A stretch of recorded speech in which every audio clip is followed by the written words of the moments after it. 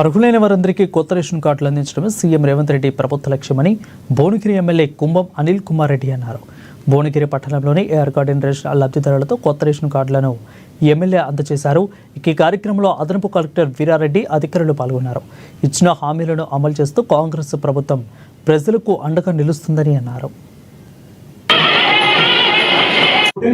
వాళ్ళు పెరుగుతుండ్రు, స్కూళ్ళకి పోతుండ్రు, వాళ్ళకు కూడా బియ్యం ఇవ్వాలి, వాళ్ళకు కూడా రేషన్ కార్డుల పేర్లు యాడ్ చేయాలి, ఆ కుటుంబ సభ్యుల జమ కావాలి అనే ఆలోచన నాడు చేయలే.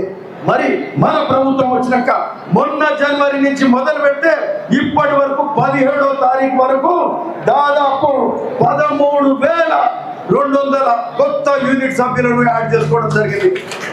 ఆ లెక్కన మొత్తము 28,000 కొత్త కుటుంబ సభ్యులు కొత్త రేషన్ కార్డు అయితే పాత రేషన్ కార్డు ద్వారా 28,000 పైచిలకు కొత్త కుటుంబ సభ్యులను యాడ్ చేసుకునే కార్యక్రమం ఈరోజు మొదలైందని చెప్పడానికి నిజంగా చాలా సంతోషంగా ఉన్నది.